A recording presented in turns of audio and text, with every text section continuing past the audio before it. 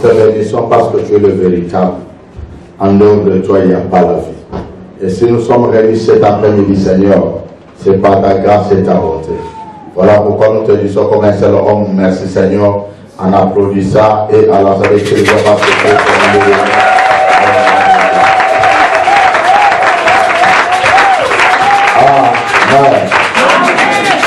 Amen. Que Dieu bénisse.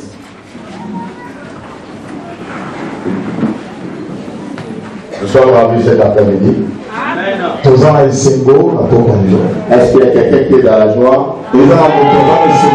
Si elle peut balancer sa main pour prouver qu'elle est dans la joie. Amen. Amen. Nous sommes en train d'évoluer avec un enseignement qu'on avait commencé sur l'impact de l'alliance entre un père et un fils.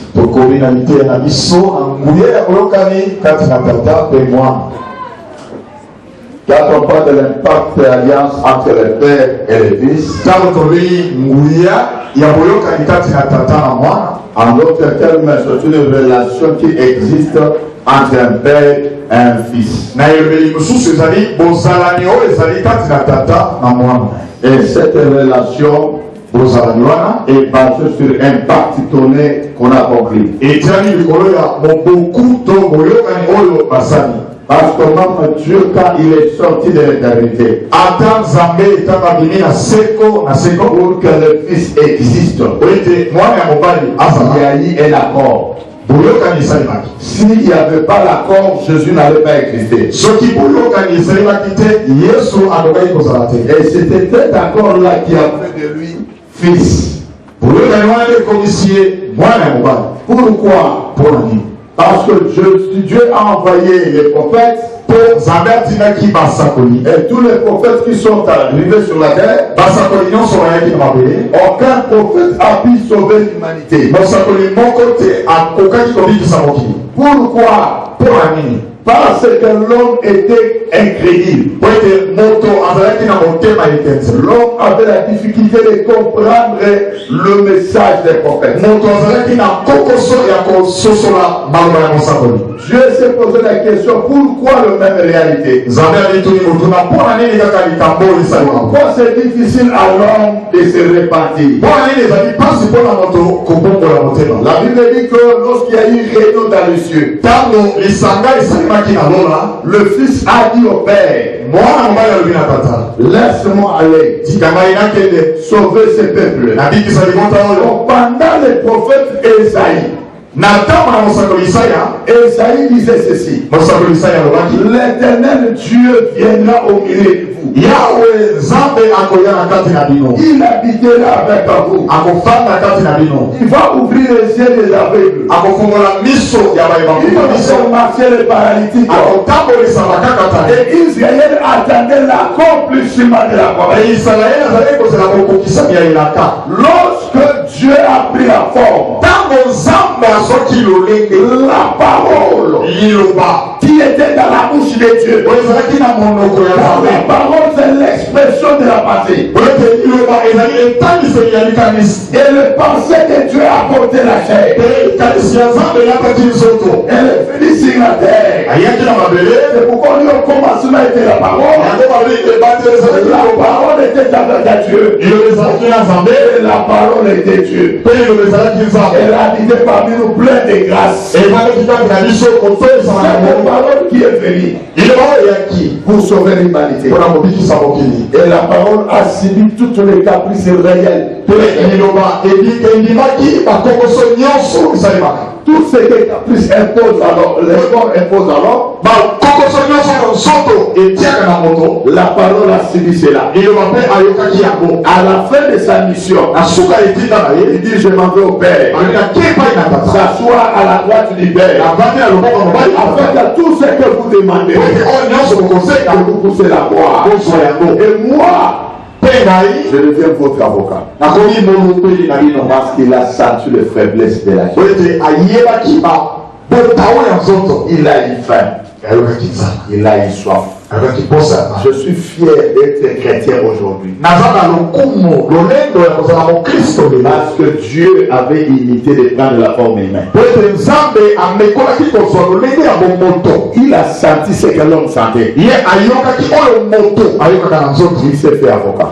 Je ne peux pas avoir crainte. Parce qu'il est avec moi. C'est de ce Dieu-là que l'alliance est sortie. C'est pourquoi le Fils dit que moi et mon Père nous sommes un. Celui qui a vu mon Père m'a vu. Celui qui m'a vu a vu mon Père. Pourquoi? C'est comme ça que Philippe dira. Montre-nous le Père. C'est là nous suffit. Montre-nous le Père. Quand on se réunit dans l'église, ce n'est pas pour voir les habits de l'orateur. C'est pour nous présenter qui est le Père. On a quitté de nos mères, nos demeures. C'est venir à l'église pour qu'on nous montre qui est le Père. Laisse-moi te dire, le Père s'est révélé dans sa parole. Ce n'est pas en autre chose. C'est dans sa parole que le Père se révèle. Oh, l'alliance se fait au moyen du sang. Sans le sang, l'alliance ne se fera pas. Vous allez comprendre ensemble avec moi. Dieu, lorsqu'il a parlé à Abraham, il a eu la construction circoncis d'alliance. Mais lorsque Moïse est arrivé, il a libéré le peuple d'Israël. Le tabernacle n'existait pas encore. Mais Dieu est descendu pour qu'on avec son peuple. La sortie d'Israël de l'Égypte jusqu'au mont Sinaï, ça a pris 3 mois. Mais ils ont campé pendant des ans sur le mont Sinaï. Dieu dit, je vais descendre au milieu de mon peuple. Et pour me faire voir au milieu de mon peuple, j'ai besoin qu'on me construise un tabernacle. Avant qu'il y ait le tabernacle, le peuple devait conclure alliance avec Dieu. C'est pourquoi Dieu va dire à Moïse, il y a ce peuple de se préparer. C'est seulement que devant la montagne de Sion, toi tu vas tuer l'animal, tu prendras le sang, tu vas verser dans un bassin, et vous prendrez l'hysope. L'hysope c'est la petite arbre qui rampe sur le mur. Laisse-moi te dire, je prends des choses viles, utiliser les sacerdotes afin de comprendre, de confondre les sacs de ces morts. C'est pourquoi quand Salomon est arrivé, il a parlé de cèdre de Liban jusqu'à l'hysope. Vous allez remarquer, même les trônes de Salomon avaient 6 têtes de lion à gauche et 6 têtes de lion à droite. Il montait sur un escalier. Il ne pouvait pas mettre le 7e escalier atteindre les réponses de Dieu. Il devait se limiter au nombre de chiffres 6. Parce que l'homme a créé le 6e jour.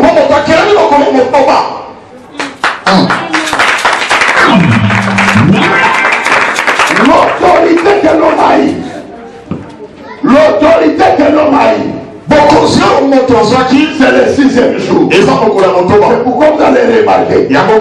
Dominer et assis, je disais. L'homme est créé le 6e jour. 7e jour, Dieu se reposa. Pourquoi il y a eu cette interférence? L'homme a participé dans la formation. Mais dans la création, l'homme était l'œuvre de Dieu.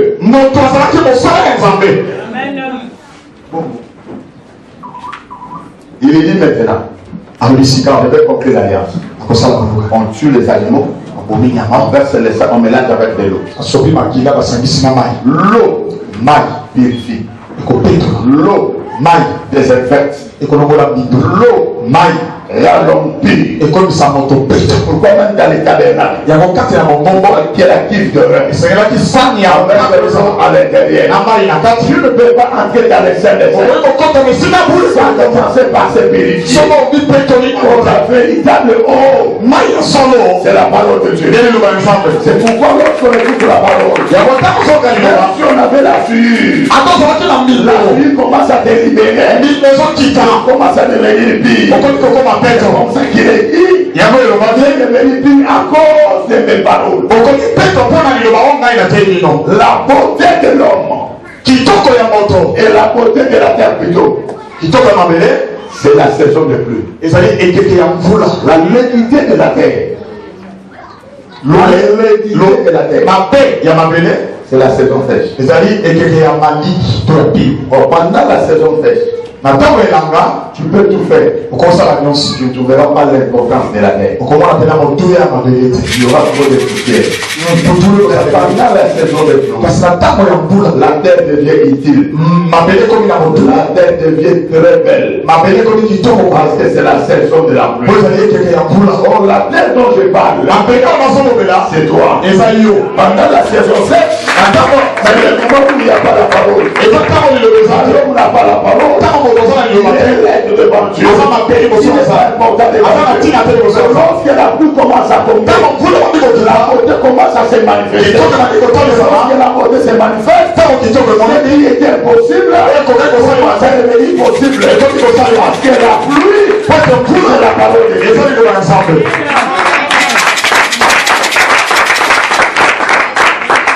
La Bible dit on mélange l'eau et le sang.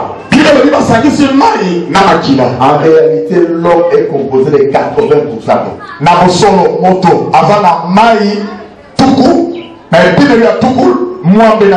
Tel que nous marchons, c'est l'eau qui est appelée marcher. C'est pourquoi les services d'eau, il ne faut jamais négliger ça. Ça donne la vie là où il y avait la mort. Quand on mélange comme ça, on fait l'aspersion. Quand on fait l'aspersion, la génération montante, c'est lui qui doit faire ces services-là. Pourquoi pas les anciens? Parce que les anciens touchent déjà à la fin de leur vie. La génération montante va garder les souvenirs de l'alliance. Et quand tu as conclu l'alliance au pied du mont Sinaï, il a construit les tabernacles. Le sang un grand rôle dans les sacerdoces. Le sang donne la vie. Le sang purifie. C'est comme ça lorsqu'on a construit l'arche de l'alliance. Sur les propitiatoires, la sacrification venait avec les sangs. Il versait entre les deux chérubins. C'est là où la purification se faisait. Je vais aller plus loin. Les souverains sacrificateurs pour remettre l'alliance avec les hommes. Et le pardon se manifeste au milieu du peuple. Ça se faisait une seule fois par année. On appelait cela la journée de Yom Kippour. La journée de l'homme Yom Kippour. C'est en hébreu. La journée du pardon. Cela veut dire les sacrificateurs vont entrer tout d'abord pour se purifier eux-mêmes. Ils sortent. Deuxième entrée pour purifier les tabernacles. Troisième entrée c'est pour purifier les peuples. C'est pendant cette période qu'il entre pour purifier. Il doit porter l'urine et l'ithumine et les fautes avec les sangs dans un bassin. Quand tu vois les sangs, tu vois les pardons, il voit l'alliance.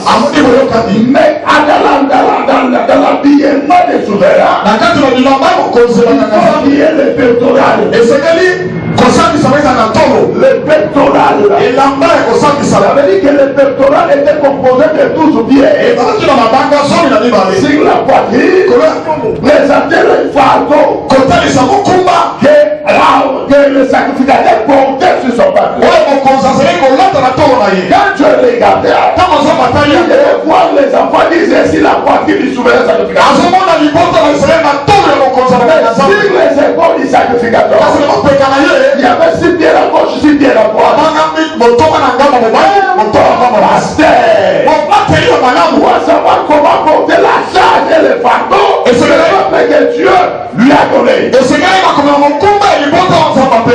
Première chose, il y a des choses pendant que toi tu dors. Je ne dors pas. Le fardeau qu'il porte, il présente auprès de Dieu. Quand tu es gardé, la porte de l'alliance. Et ça que ça il va avec son sang. Il y a déjà les assassins de propitiatoire. Vous Jésus n'a fait la dame dans les tables. Avec son propre sang. Pardon. C'est accessible à tout le monde. Et personne n'a pas. Oh, qu'on me condamne ou pas. Qu'on me condamne ou pas. Mais je suis déjà pardonné. Il est encore dans les scènes des scènes. Avec son propre sang. Il a été justifié. Et a continué à conclure l'alliance. Amen. C'est pourquoi l'alliance que nous trouvons aujourd'hui, c'est une alliance exceptionnelle. Plus excellente que l'alliance de Moïse. Laissez-moi vous dire, Moïse c'était la chair.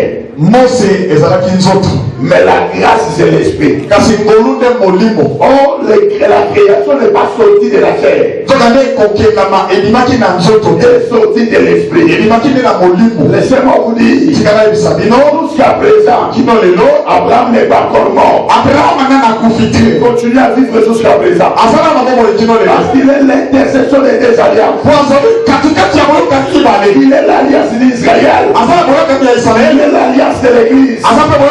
Nous appelons Abraham Père. Israël appelle Abraham Père. Il a l'intercession.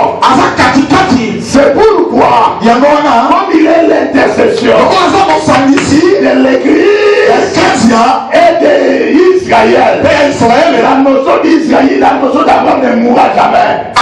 Vous savez pourquoi? On ne peut pas enterrer Abraham à sa mort sans qu'il y ait la présence d'Ismaël.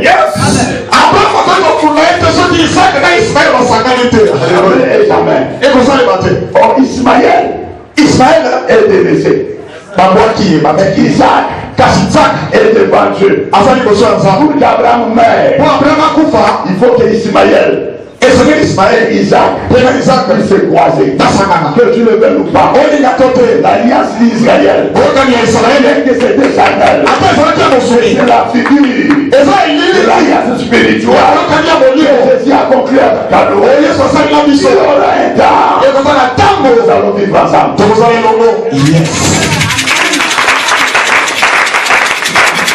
C'est pourquoi celui qui condamne Israël n'est pas encore compris.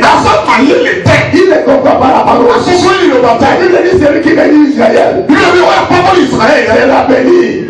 Tu ne peux pas avancer dans la vie si tu ne sais pas bénir Israël. Paul est en train de dire Israël est l'olivier flamme. Les gens sont olivier sauvage. Tu as coupé l'olivier flamme à sa place. Il est allé dans la forêt. Il a récupéré l'olivier sauvage. Il est sorti avec l'olivier sauvage pour entrer à la place de l'olivier flamme.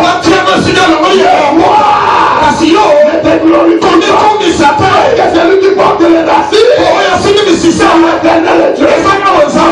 Il a laissé Israël. Il a récupéré Israël. Parce que c'est le temps. C'est le temps de l'église. Et ce n'est pas tout Israël qui est tombé. C'est une partie d'Israël. tout Israël qui croit au Seigneur Jésus-Christ, Israël il fait partie de l'église. Yes. Qu'est-ce qui fait ça? C'est l'alliance. Sans l'alliance, cette histoire n'existera pas. Je suis dans la joie parce que je suis sorti de l'alliance. Je suis le fruit de l'alliance. Pourquoi je peux dire que je suis un éclos? C'est pourquoi je peux dire que je suis un éclos. La vie de l'alliance, c'est le sang. Et la vie de l'éclos, c'est le sang.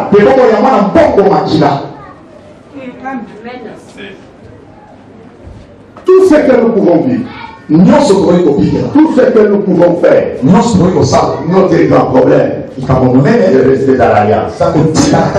J'ai compris que l'homme c'était un rebelle. Il a fait alliance avec un homme. Pour que l'homme garde maintenant le pacte de l'alliance. Je te dis la vérité. L'alliance sauve. Je te le répète. L'alliance sauve. Sans l'alliance, ça ne sera pas sauvé. Amen. C'est pourquoi, laisse-moi te dire, on reconnaît une femme dans son habillement. L'habillement de la femme détermine ce qui est la femme. Oh, le jour où Tamar a perdu Judas dit, tu peux prendre encore Sheila. Tu peux prendre Onan. Elle a pris Onan. Onan se suit par terre. Il ne voulait pas donner naissance à la descendance de son frère. Judas lui dit, pourquoi tu fais ça? Qui ne comprenait pas, qui s'inquiétait. Dieu a pris Onan. Judas dit à Tamar, lorsque dans la maison de ton père, je viendrai. Lorsque Sheila grandira, il te le donner. Dans son cœur, il savait qu'il n'allait pas donner Sheila. Dans l'alliance, il n'y a pas d'hypocrisie. Dans l'alliance, il y a la franchise. Judas a gardé l'hypocrisie. Mais la réalité, c'est autre chose. Quand Tamar a compris, on lui annonça, ton beau-père pour tomber l'église. Enlève les habits de deuil. Il porte maintenant les habits de la prostituée. Laisse-moi te dire, dès que nous parlons, c'est le temps de la prostituée. Ce n'est pas le temps de faire. C'est le temps de la prostituée. Pourquoi vous allez remarquer, l'âme devrait être sauvée. Parce qu'elle était la prostituée.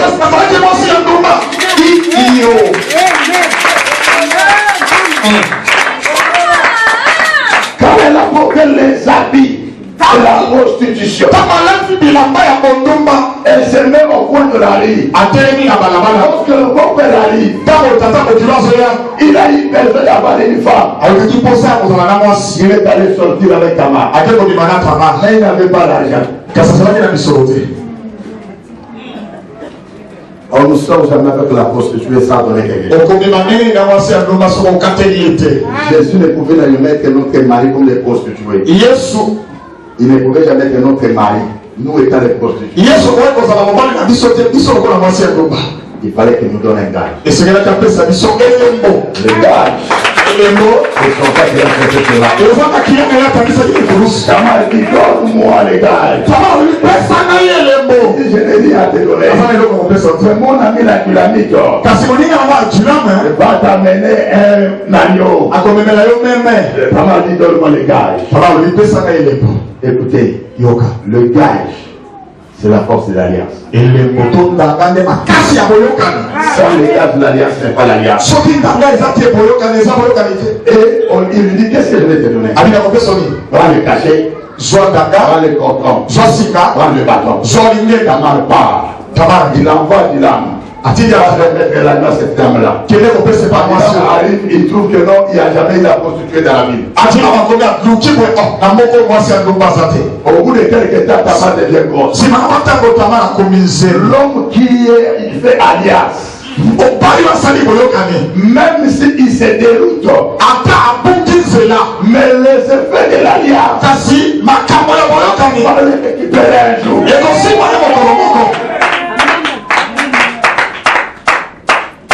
Je vais aller plus loin. Oh, en réalité, Tamar était la belle-fille de Juda. Mais par rapport à la révélation, c'était Tamar qui était la femme de Juda.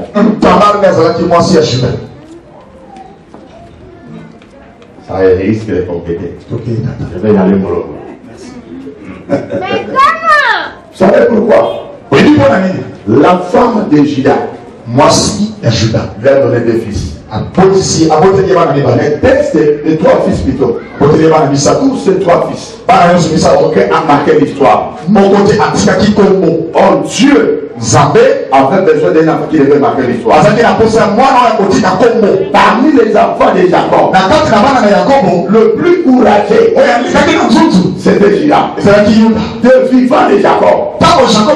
C'est Juda qui a quitté son père. Il a commencé sa propre vie. C'est comme ça le jour de la bénédiction. Il fallait que Jacob commence par dire. Et c'est qui Jacob a il n'aura pas la paix de miracle. Mais toi, Siméon et Lévi, n'entrez pas dans votre colère. On donne le bâton du commandement. En réalité, on donne le bâton du commandement à l'aîné. Lui a donné à Juda. Parce que Juda a manifesté du vivant de Jacob. Il a manifesté qu'il était capable. Cette église a besoin des hommes et des femmes capables. Des hommes et des femmes capables. Qui peuvent faire la fierté de cette église. C'est pas les activités pour dans ce élément. Mais qui amène plus. Solidarité l'alliance.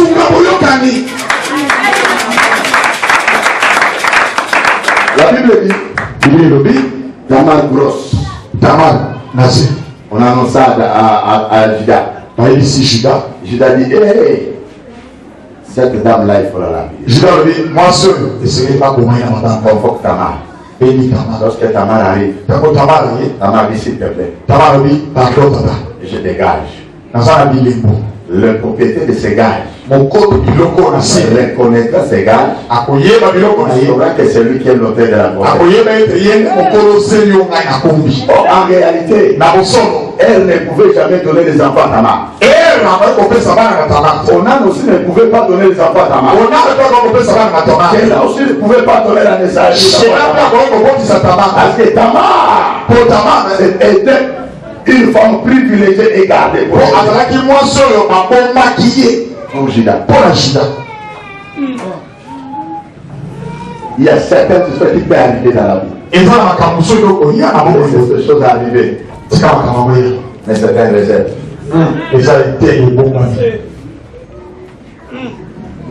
Ça va.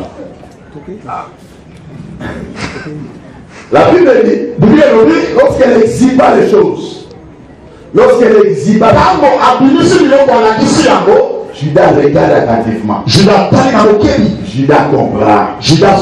Et en réalité, c'est moi qui est fautif. Elle a raison. On ne peut pas la lapider. Pour le coton, c'était en rouge. Et le cachet, c'était pour mettre sur les troupeaux. Mais le bâton, c'était pour diriger les troupeaux. Et Juda a pris son autorité. Il a donné à Tamar. Il est resté comme ça. Je ne sais pas comment il a continué à l'œuvrer. Mais ce jour-là, Juda a compris. Tamar n'était pas n'importe quelle femme. Il récupère Tamar. Il va auprès de Jacob. Jacob lui dit, ça c'est toi. Tu es capable de décider. De prendre la décision. Oh, le fil d'écran, le fil rouge. La Bible dit ceci. La Bible le temps du soir. La lumière apparaîtra. Nous sommes au temps du soir. Quand vous la connaissance passe au matin, nous accompagnons les réalités. Merci.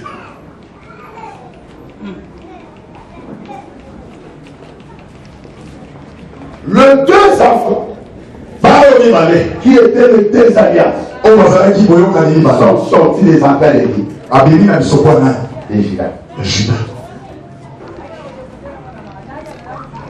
C'est par là que Jacob avait compris.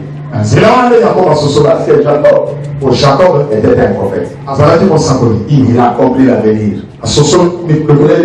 Il a compris que c'est de la lignée de Juda que sortira le Messie. Il est le sauveur de l'humanité. Les clauses de l'alliance est verbale, mais a des appuis.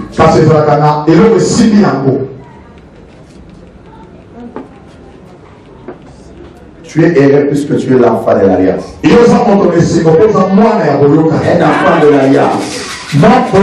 Quel que soit le combat, le sang de l'alliance défendra sa cause. Les prophètes se réunissent. Ils n'auront pas la victoire sur toi parce que tu es l'enfant de l'alliance. L'alliance sécurise. L'alliance sécurise. L'alliance protège. L'alliance garde quelqu'un. L'alliance ouvre le voie de la personne. L'alliance bénit. Nous pouvons faire la lecture. 2 Samuel chapitre 21, verset 1 à 7. Nous avons pour la lecture. 2 Samuel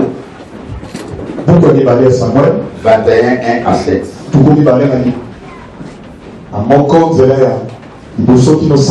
La Bible dit ceci. Du temps de David, il fallait durant 3 ans. David cherchait la face de l'Éternel. Et l'Éternel dit, c'est à cause de Saül et de sa maison sanguinaire, parce qu'il a fait périr les Gabaonites. Le roi appelle les Gabaonites pour leur parler. Les Gabaonites n'étaient point d'entre les enfants d'Israël, mais c'était un reste des Amoréens. Les enfants d'Israël s'étaient liés envers eux par un serment. Ils ont dit par une alliance, par un pacte. Néanmoins, Saül avait voulu le frapper. Son zèle pour les enfants d'Israël. David dit aux Gabaonites, et puis je fais pour vous. Avec quoi ferai-je expiation? Afin que vous bénissez l'héritage de l'Éternel. Les Gabaonites lui répondirent, ce n'est pas pour nous une question d'argent et de l'or. Avec la maison de Saül. Ce n'est pas à nous qu'il appartient de faire mourir quelqu'un en Israël. Et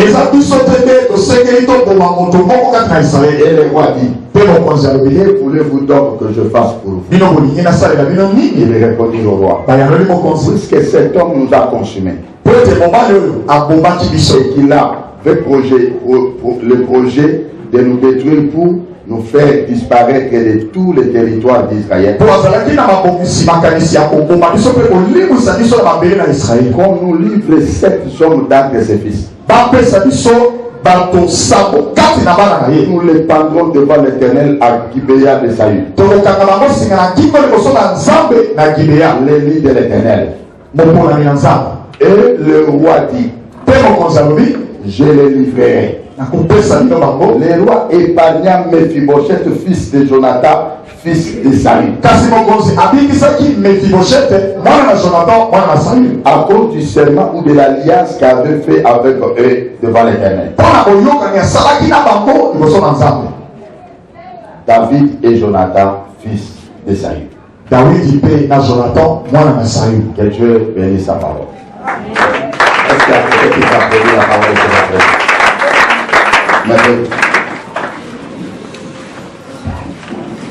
La Bible dit ceci. Au temps de Saül, avant Saül, Dieu avait déjà choisi Moïse. Et Moïse a laissé le bâton de commandement à Josué. Lorsque Josué marchait avec les exploits que Dieu lui a accordés, les Gabaonites ont eu peur. Ils ont résolu dans leur cœur de prendre le morceau de pain sec et de déchiqueter leurs habits et d'aller croiser Israël pour faire croire à Israël que nous croyons en votre Dieu. Nous avons combattu à vos côtés. Voilà comment nos amis sont isés. Voilà les morceaux de pain. Et quand ils ont présenté ça, Israël était touché. Josué a accepté, a conclu alliance avec eux. Laisse-moi te dire, Papa Ange,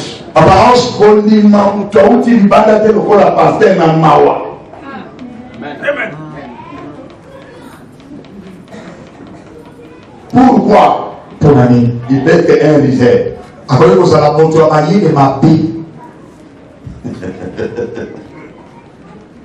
La commission de m'en avait.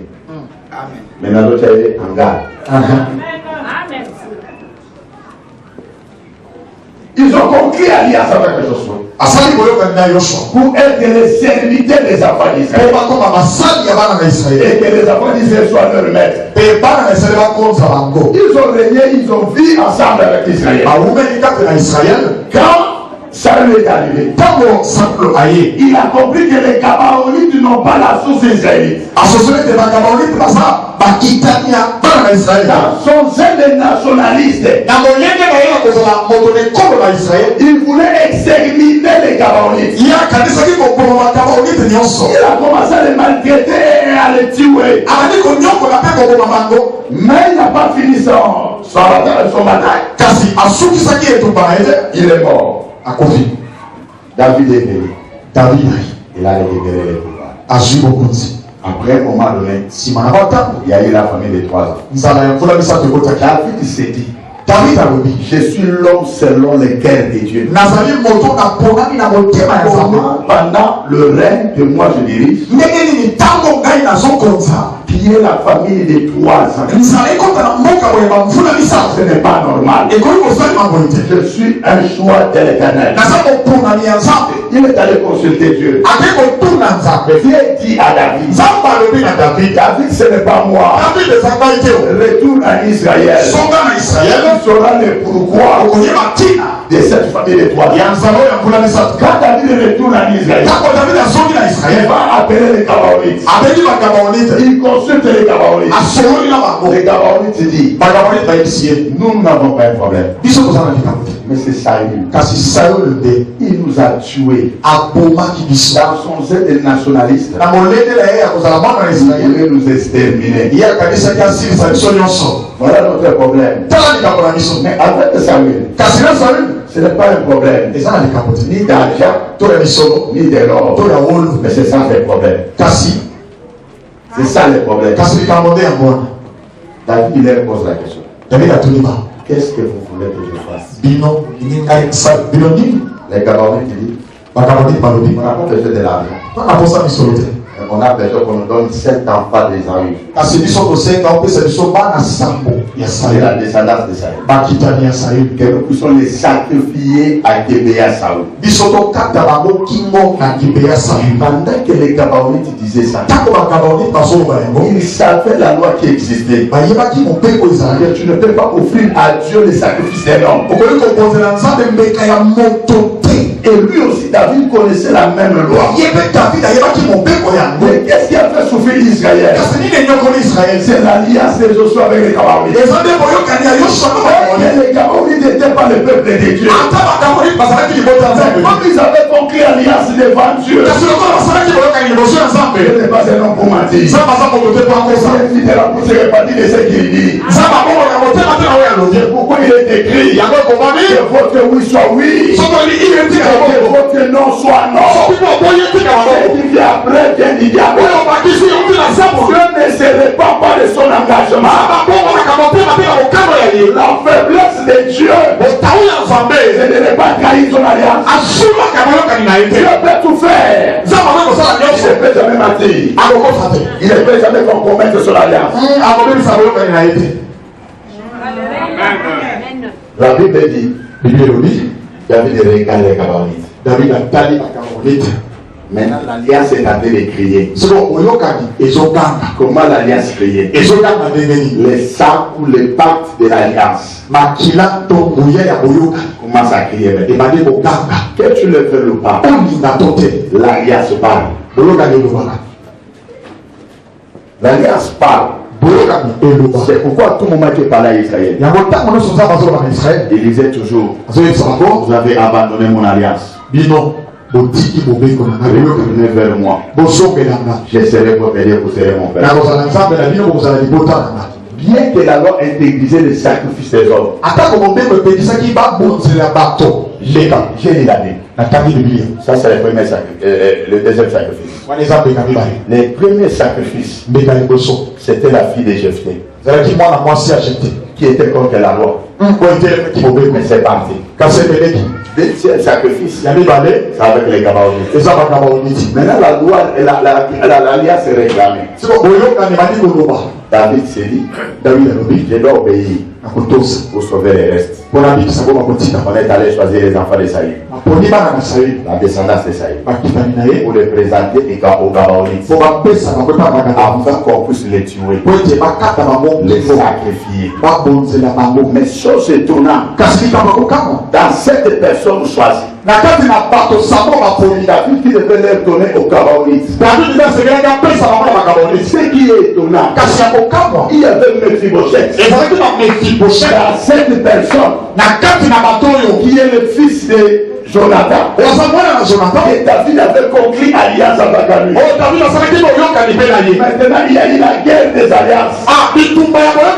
L'alliance de Saül, l'alliance de Josué réclame avec les Gabaonites. Maintenant l'alliance de Jonathan avec David est en train de parler.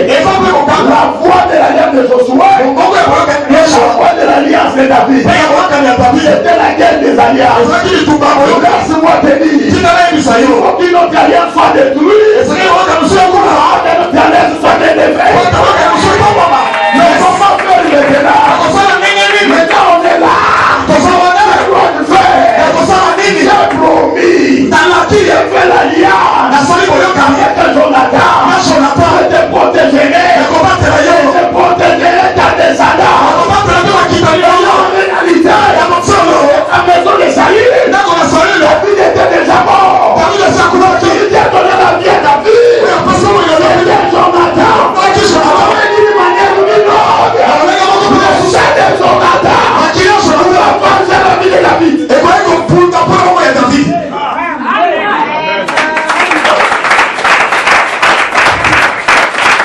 Écoutez, il y a d'autres personnes.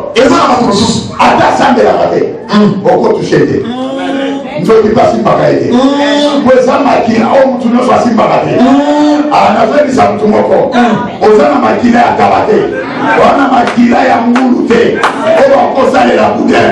Elo ozana makila ya soso. Asi bakamote pe basaka kwa boudin.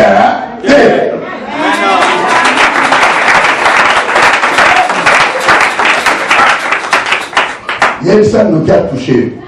Akatata ndamo musuninalo. Akoyoka ngo amer. Bon, oui, bon année. Parce que vinaigre la mer, il est sur le lac. Et puis, ça, réalité, nous sommes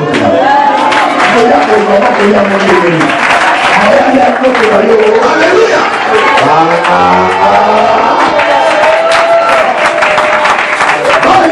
Balinga, yes, Aboli intouchable.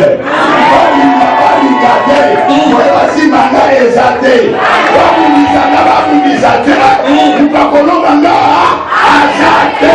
Ah, que Dieu te bénisse.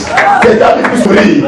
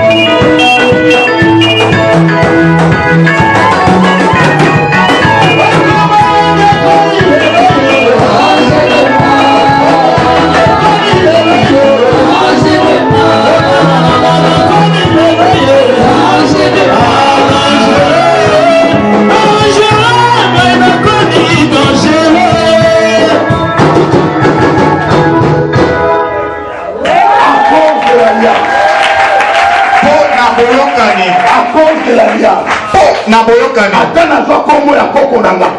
Koko anazalaka nganga. Na olenga te. Mukoko makanganga mukolo kotamite. Na mukolo kusoko kanganga na kimokolo. Cela veut dire que ceux qui ayezala qui polenganga. Toka pasa nganga. Mais yanga yezali kapasa ngolu. Ça veut dire que ngolu na bisala ki ngande pokali. Olinga te. Ato panelinga likita. Yeba kenana makila moko. Oye soka wafiske makila ya bel. Makila ya bel kama na manda. Eya tata wana. Eya kama pato. Eya sécurité. La Bible dit nous ya convaincu. Na makila. Ya mwana na pati. Ezali kabangolu. Ezali kabangolu. Najidona misala nzambe. Ezali kabangolu, kai nazidona misala nzambe. Nazalaki mota masumu mokolo mina mwana tikata. Okozi moko azili kokufela naye, onazalama.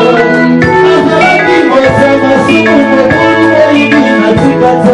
Okozi moko azili kokufela naye, onazalama. Amatine kuuza puti na kuya mabela sebani na nasala.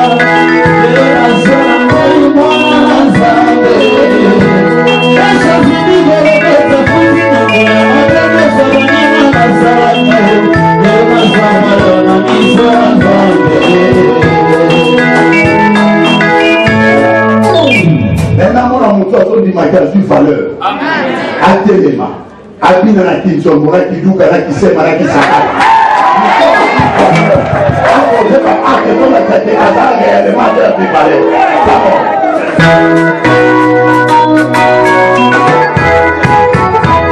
Ezali kabangolu, ezali kabangolu.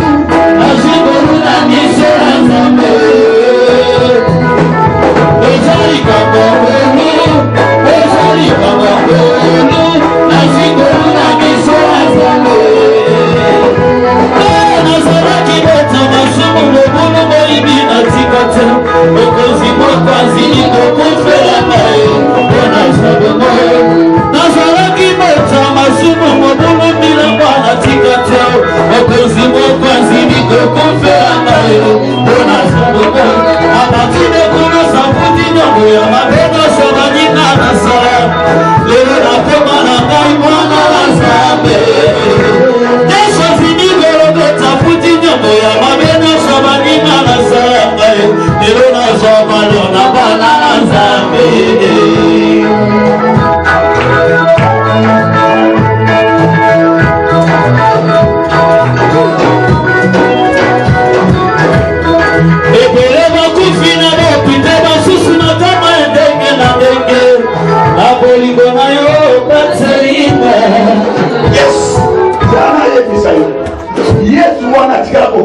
mon mari.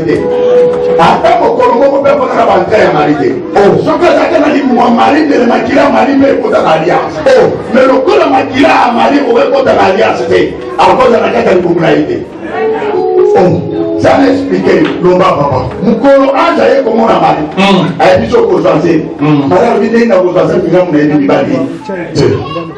elle dit, c'est une bouillère dans les âmes. Et pour couvrir.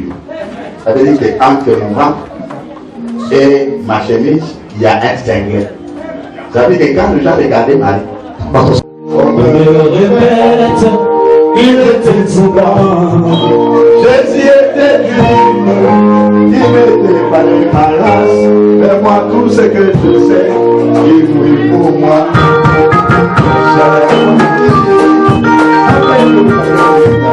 On me demande pourquoi je l'adore. Et mon Dieu, je ne connais pas vraiment. Je le sens de tout mon cœur et je le fais bien. Il va dans mon cœur, il va briller pour moi. Et si moi je vis, c'est lui qui m'aime. Même si les tombes, c'est Jésus qui m'aime. Il est la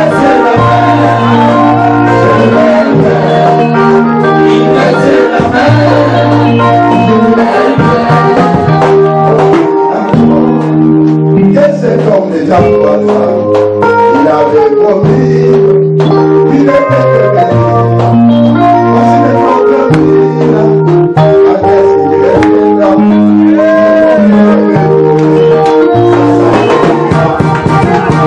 est dans mon cœur, il m'a mis à moi. Et si moi je dis, merci les gens, c'est Jésus qui me révèle. Il est déjà là. Merci. Vous croyez que nous avons changé de position. Nous avons changé de position.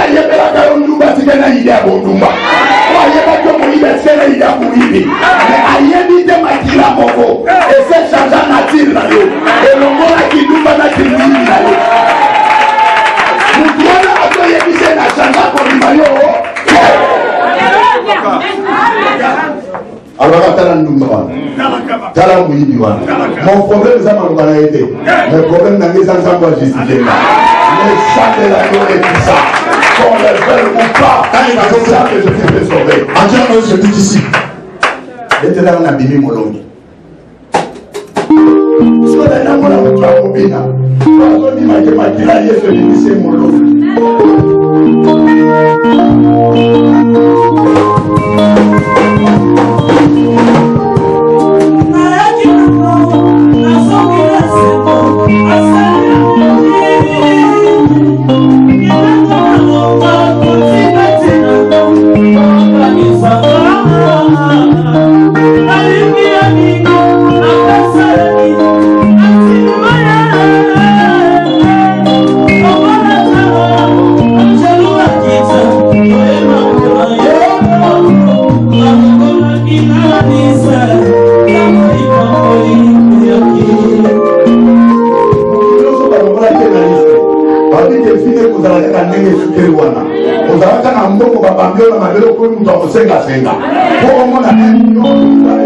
Un problème.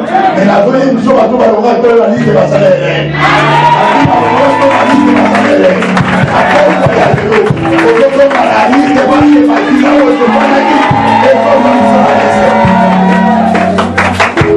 Ça, cette personne. Je suis le fils qui devait être sauvé par les saints. Je suis le fils qui devait être sauvé par les saints.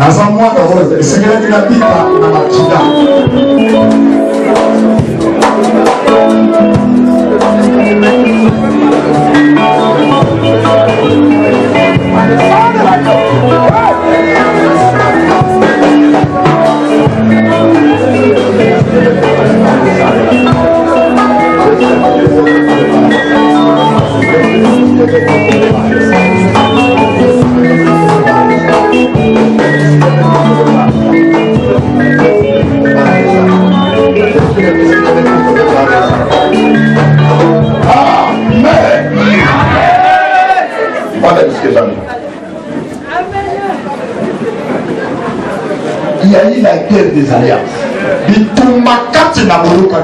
David est surpris. Mais c'est le fils de Saül, ce sont ça. Mais parmi eux, il y a le fils de mon ami que j'ai compris alliance avec. C'est la première personne qui a sacrifié sa vie pour que David devienne roi. C'est Jonathan. Vous savez pourquoi? Lorsque le cœur de David s'attacha au cœur de Jonathan, l'âme de David s'attacha à l'âme de Jonathan. Même quand son père pouvait lui dire tout, il était devenu incapable. Jonathan prend son bâton, son épée de prince. Il donne à David. Il prend sa ceinture. Il donne à David. Il prend son manteau. Il donne à David. Ça va venir après. Je ne sais pas que cet enfant voulait ravir notre royaume. Jonathan ne pouvait rien faire. Quelqu'un qui a accepté de sacrifier sa royauté à quelqu'un d'autre. David ne pouvait jamais le trahir. La trahison n'est pas de Dieu. Je dis que la trahison n'est pas de Dieu. Au moins, pas pour la royauté de la jambe. Quand on va te le supporter. Comment? Non, pas la vérité. Non, la vérité. Par contre, il faut que tu aies pas pour Mario, tu vas te dire ça. Ce qui va venir dans la collaboration, va t'appeler là. Quand tu m'as fait pour mon manager, la collaboration. Mon collaborateur, par le quoi ça nous va. Oh, on a la place maillée.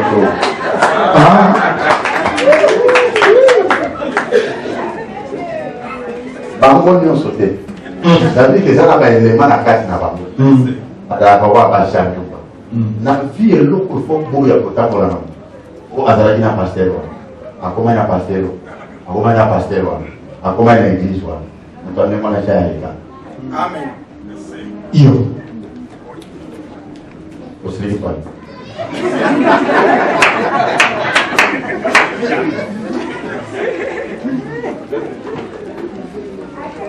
L'alliance ne fait jamais être trahie. La première des choses dans la vie de l'homme de Dieu. Dieu privilège l'homme qui garde son alliance. Il le privilège en tout et une protège.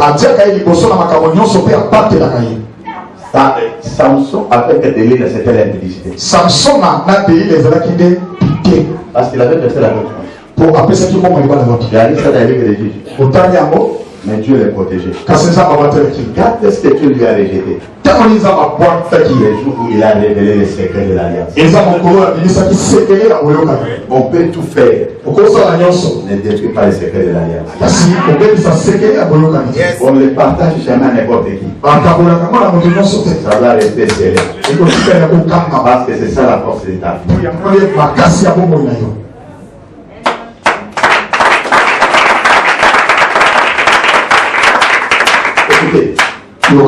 David regarde.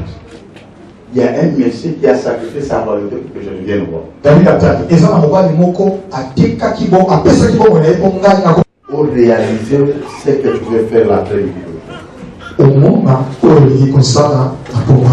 Il y a quelqu'un que Dieu veut changer son histoire cet après-midi. Je mérite que ton âme entre en contact avec l'âme de ton pasteur.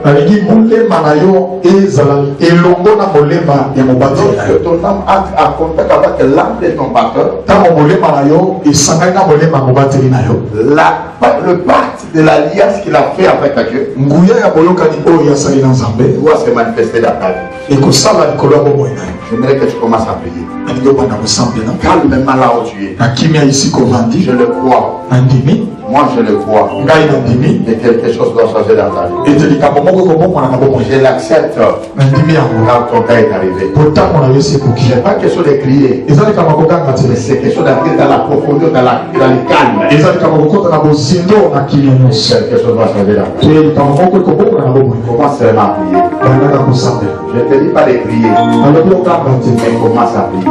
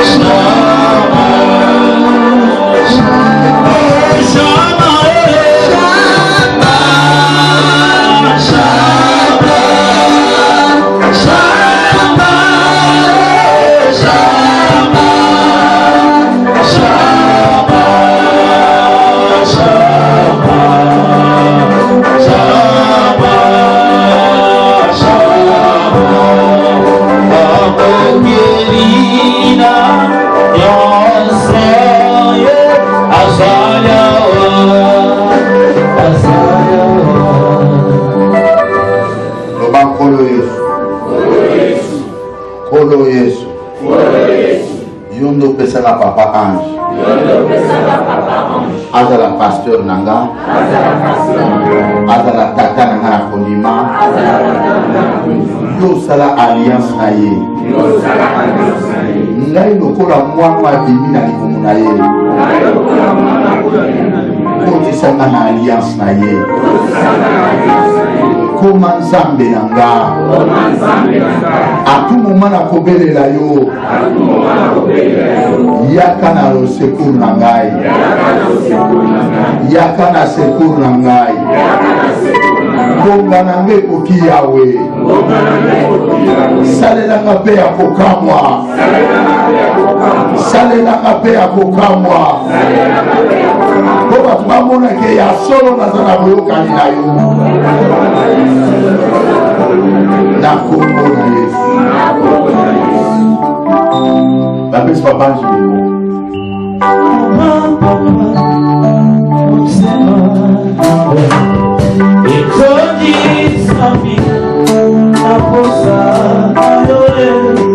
Papa,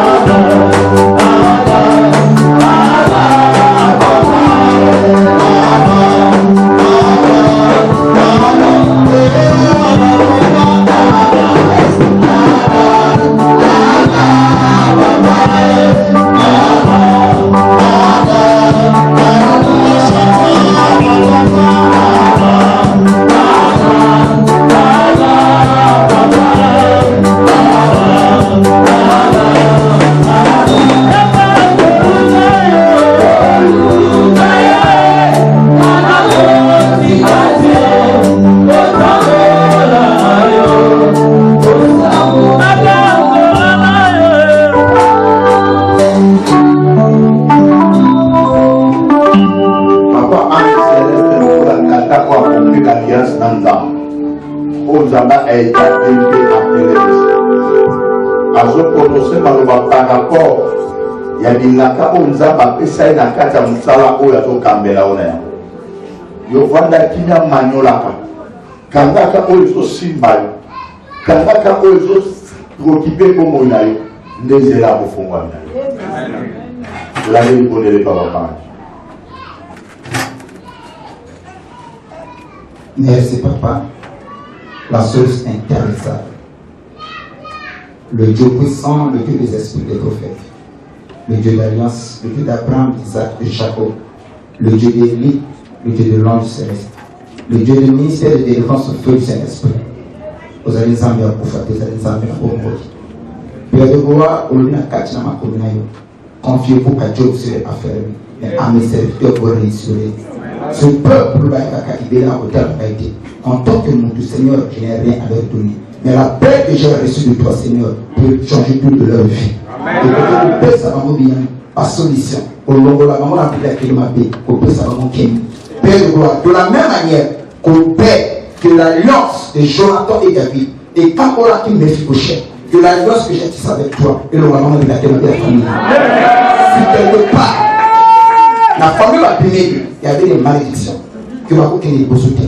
Pas que vous m'ayez jeté. Mais l'alliance que j'ai conclue avec toi, est une alliance à prospérité de la vie. Que cette alliance est à la papa.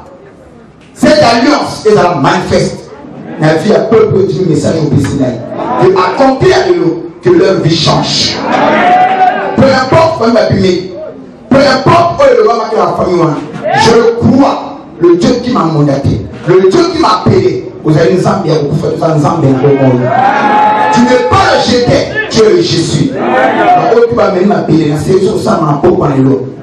Père, gloire, que leur vie change. La pauvre Dieu, qui est fou, que l'impossible devienne possible. Et pour cela, au nom de Jésus, je vais de prier.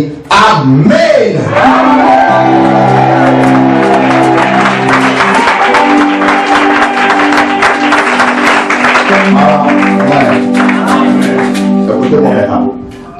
Nous voulons maintenant entrer dans les services de la terre que nous avons.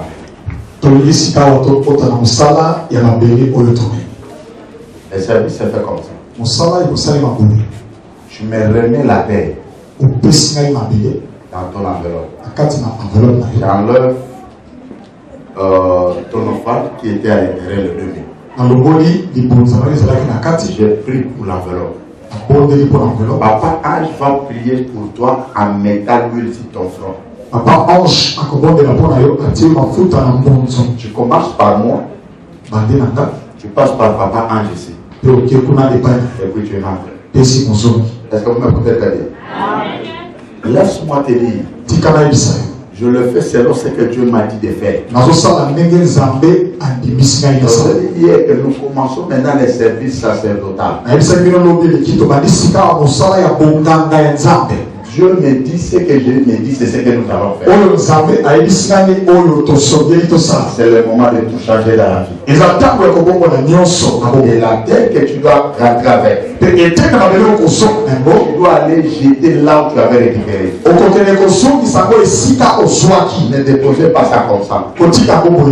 Jetez ça pêle-mêle là. Ça peut tomber partout. Ce n'est pas un problème. C'est pas ton problème, c'est de jeter. Le reste, c'est pas toi, mais c'est l'Éternel. Et tu verras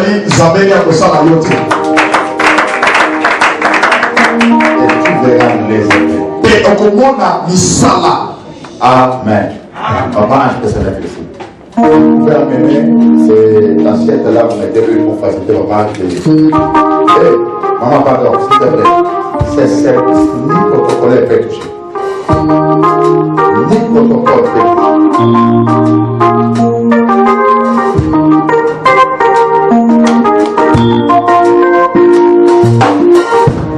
Si on va dans le mingi, il faut aller jeter les poissons. Tu verras les résultats de ces gars. Demain, nous allons parler sur le mystère de la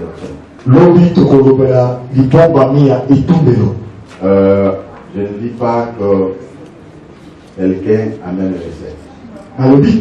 Et je demande au pasteur de nous racheter le sel. Et je vais, demain, il y aura un service sacerdotal relatif au sel.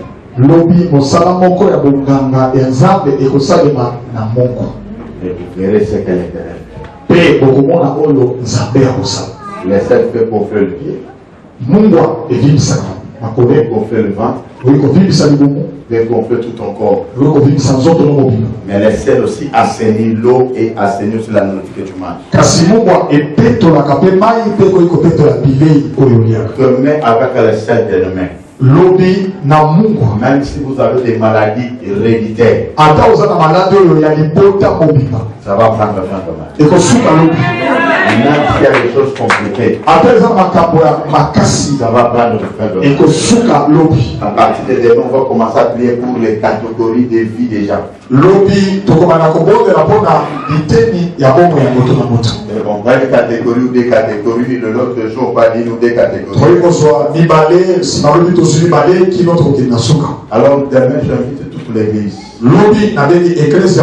Même les gens qui travaillent.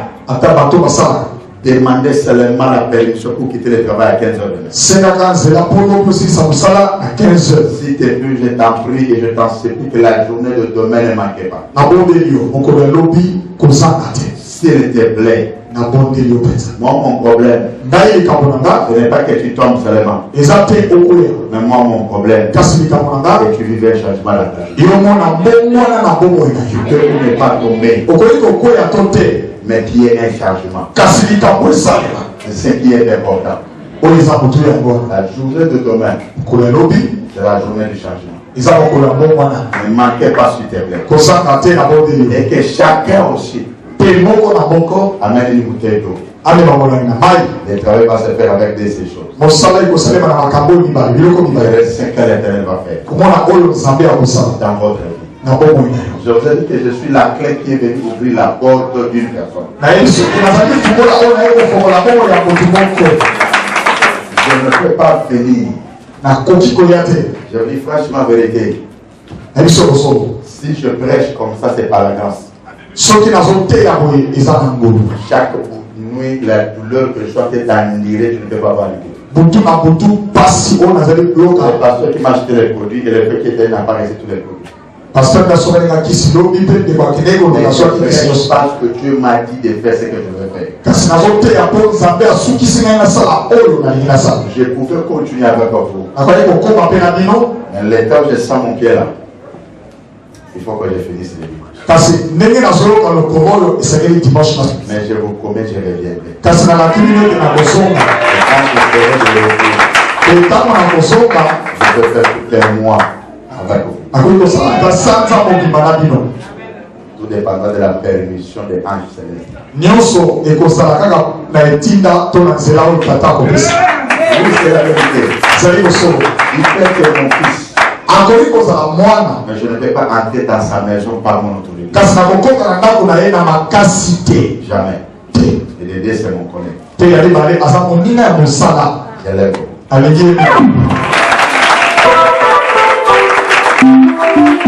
Là, nous passons aux offrandes. Parce que ça, ce n'est pas les offrandes. Nous passons aux offrandes. Après, nous allons sceller la parole. Merci beaucoup. J'aimerais qu'aujourd'hui, que je ne dise pas qu'il va donner autant, mais j'aimerais que le corps de la personne, vis-à-vis de son Dieu, il joue un rôle.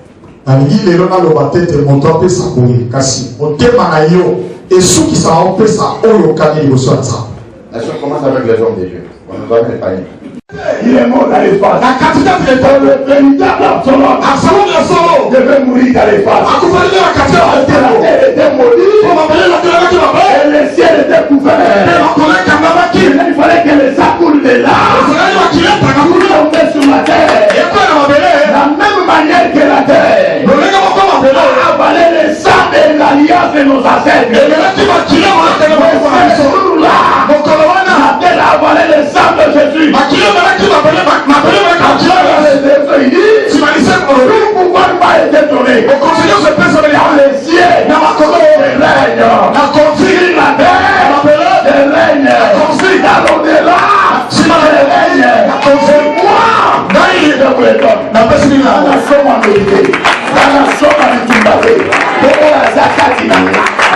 bango na makasi eya butu eya nango bakolonga ngai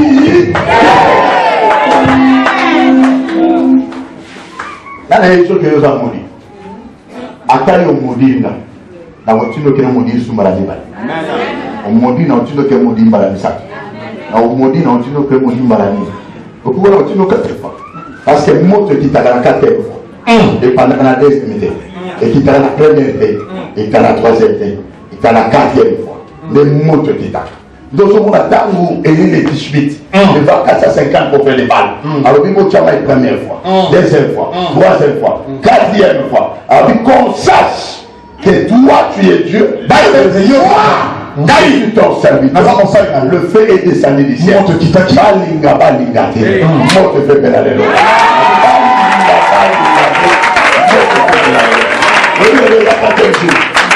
La 4e jour. Chacun qui me cherche avec les gens pour mes enfants. Il y a qui va au Zika. Mais ma personne qui est morte, il y a jamais moi dans Zambé. Ce qu'on a dit ça, ce qui nous appelle ça la mort. Ngapele sakamo. Ngana ndoki ngana ndoki kolega ndoki. Oh. Ngana ndoki kolega ndoki. Soka melaka makila, ngana melaka makila. Soka melaka misuni, ngana melaka misuni. Amen. Soka kumboka ngana kumboka. Amen. Oh.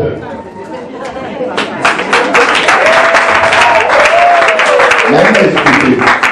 Ya melaka makila ya watu.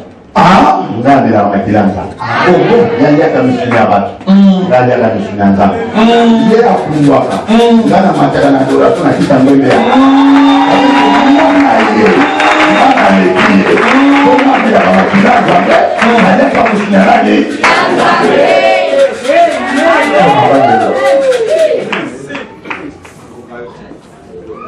à partir de lelo oyo nyonso ezalaki échec na vie na yo maki prépare.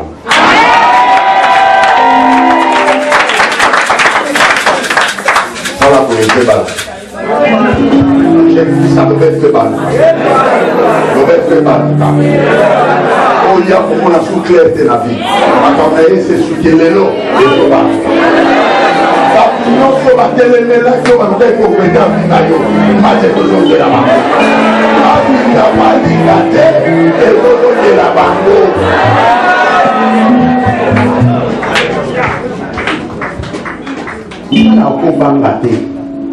Parce que je vis du sang et je suis le fruit du sang. Sans le sang, l'alliance n'existait pas.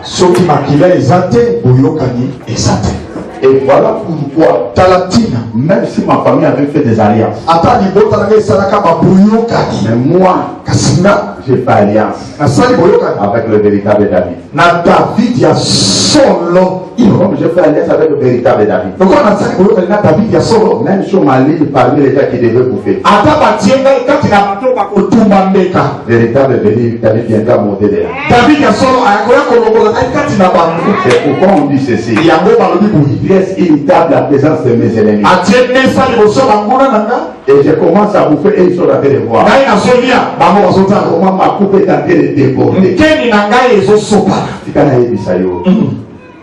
Mais la vie, c'est belle à la fois mon papa. La vie. Il y a une balai dans la vie, souvent il y a un colo. Il y a un billet, il y a un bon couille, il y a un zalema. Il faut partager plus à l'énorme. Il faut le retour dans les airs à la normalité. La route du maman, tout le monde soit là pour prendre le lot. Ma belle pour être failli. Ma belle pour être failli.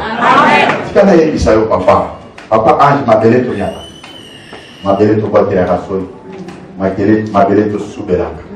Mais mon couloir pour quoi? Quand le même ma belle pour yaka. À tout de mépriser un jour. Même terre et quoi accueillir. Or, le lot, on a ta costume, on l'a dit. Il faut m'appeler Bimisa. Il faut m'appeler Bimisa pour la costume. Or, en réalité, le costume est outil important. Quand on t'a gardé, on t'a gardé. Pour la date, il à montrer haut. Il faut m'appeler Bimisa. Parce que Bimisa, il a pu faire. On fait la maladie de l'eau. Pour que nous avons tout qu'on a tambola.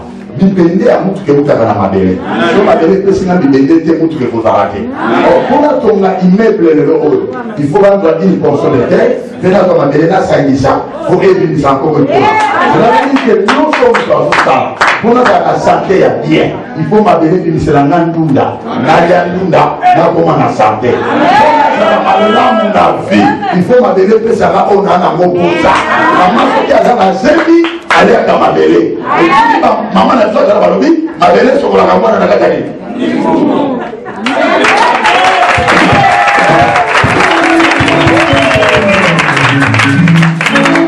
nyonso tosalaka na vie elebandaka na mabele. Laisse-moi te dire, si la terre vous est favorable, ce qui m'a appelé ennemi, tu ne souffriras pas.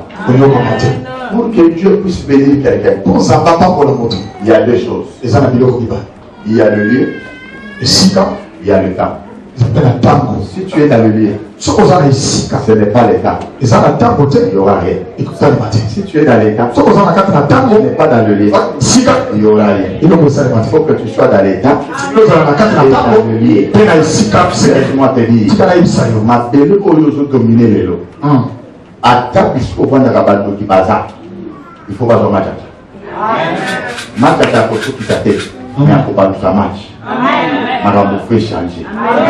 Nous, on a produit à ma belle.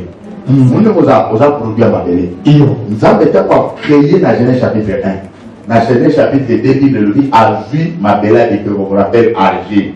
À Salia. On a quatre ma belle au Reza. On a quatre ma belle Diameza. Na kota mabele pétrole la belle nous faisons mabele. Ça veut dire que nous autres nous avons pas diamant. Nous autres nous avons pas or. Nous autres nous avons pas minéraux, nous faisons quatre nous autres. Ce qu'on veut nous comprendre parce que là nous découvrir que nous autres nous avons amour et nous papa papa.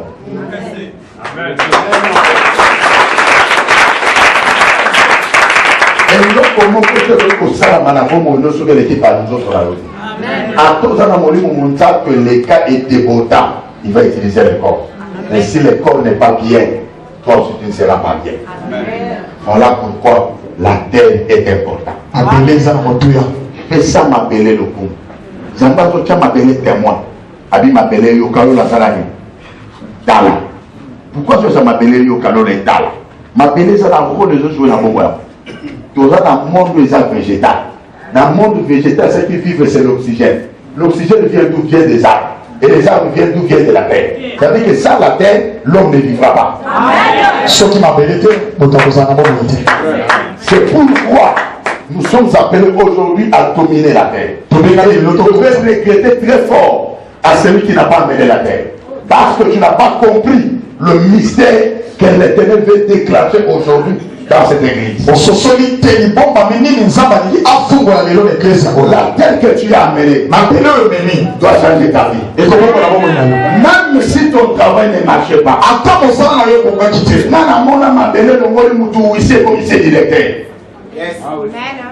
ma belle le moli mutu la capitale à 100 000 et comme c'est la capitale à 100 millions. La terre est capable de tout te donner. Ma belle vous savez ce qui te fait souffrir? C'est la terre. Ça m'a donné. Ce qui m'a donné, c'est pourquoi demain je vais parler du mystère de l'hôtel de l'Alliance. Amen. Amen. Le mystère de l'hôtel de l'Alliance. Je vais parler de ça. Parce que c'est ça la force de l'Alliance. La terre est mélange makila, il y a makila où il y a l'alliance, il y a Maloubaïbo. C'est ce que nous appelons les lois de la famille. Et vous allez remarquer dans chaque famille, on dit que dans notre famille on fait ça, ça on ne fait pas, n'est-ce pas? Pourquoi il y a ça? C'est par rapport aux accords que nos ancêtres ont fait avec quoi? Avec la terre. Et ça va vous dire, les vendeurs pour leur famille.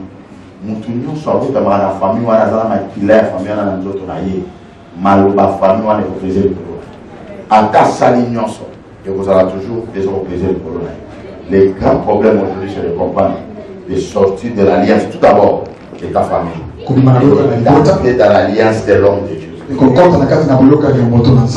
entres dans l'alliance de ton père, tu entres dans l'alliance de Dieu.